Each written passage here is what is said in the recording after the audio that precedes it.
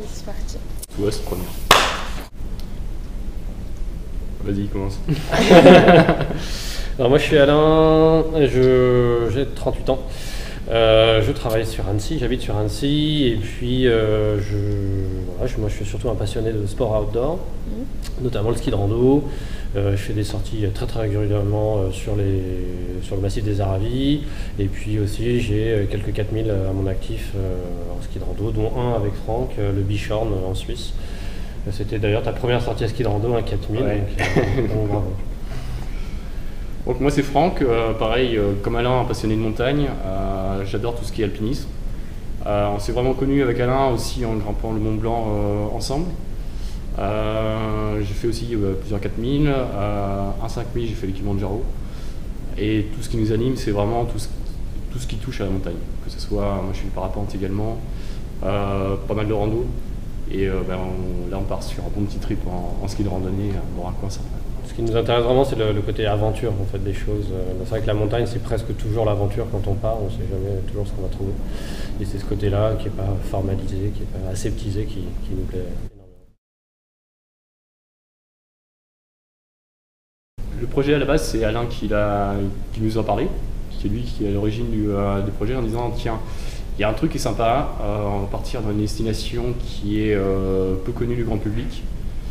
Et donc il nous a dit, ben voilà, il y a les îles Lofoten, donc situées en plein nord de la Norvège, où c'est un coin qui est quasiment vierge, pas de remontée mécanique, et on fait tout en ski de rando. Là, c'est au nord du cercle polaire arctique, donc c'est presque en tout, ça a plus de 4 heures de vol d'ici, on fait une escale à Oslo, et puis après on prend un vol jusqu'à Narvik. De Narvik, on loue deux voitures pour aller jusque là-bas. Il y a encore 2-3 heures de route, donc c'est vraiment ravitaillé par les corbeaux. Et voilà, ce qui est magnifique, c'est que c'est un peu les Alpes qui tombent dans la mer. C'est vraiment beau. C'est des petits sommets. À chaque fois, je crois que le plus haut sommet est à 1080 mètres, un truc comme ça. Donc c'est vraiment pas très haut, mais de partout, on a une vue à 360 degrés sur un archipel d'îles, la mer, donc c'est l'Atlantique Nord.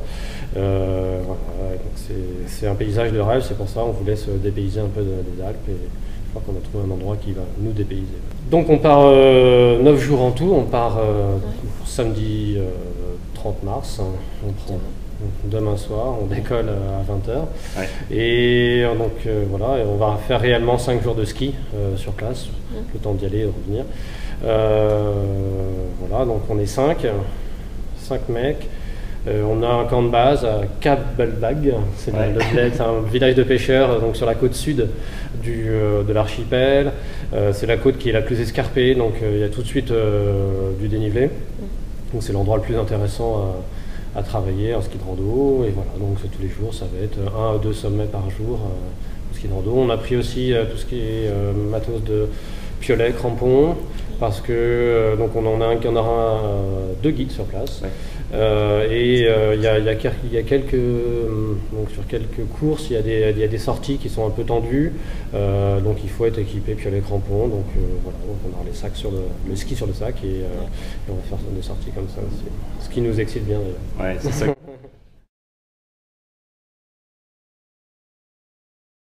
Ouais, la cause, je dirais, c'est la passion de la montagne. C'est plutôt montrer qu'il y a des coins sympas en dehors des grandes stations.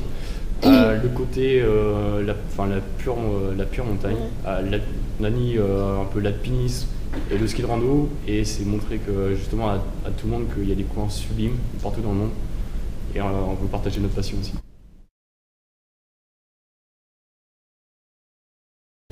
Alors ça, c'était un peu l'imprévu, c'était pas prévu du tout les sponsors, mais c'était la bonne nouvelle. Notre collègue Julien, lui il est opticien à Saint-Gervais-les-Bains, et un jour il est revenu vers nous en disant ouais, je parlais avec la commerciale de chez Jules Beau et elle est intéressée par le projet, éventuellement elle pourrait nous sponsoriser sur du matos. Je suis bah ok, vas-y, ouais, super.